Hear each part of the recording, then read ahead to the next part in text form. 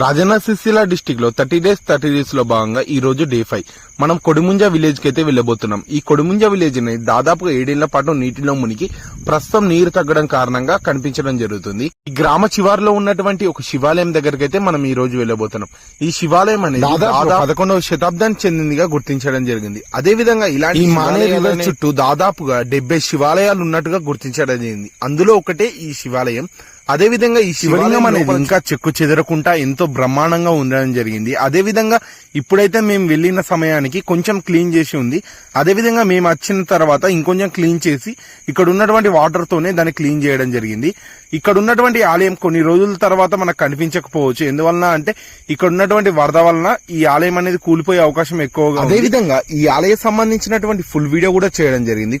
వీలుంటే వెళ్లి చూడండి. అదే విధంగా ఇలాంటి టెంపుల్స్ మీ ఊర్లో ఉన్నట్టయితే కామెంట్ చేయండి. కంపల్సరీ వచ్చి తీస్తా. Thank you very much.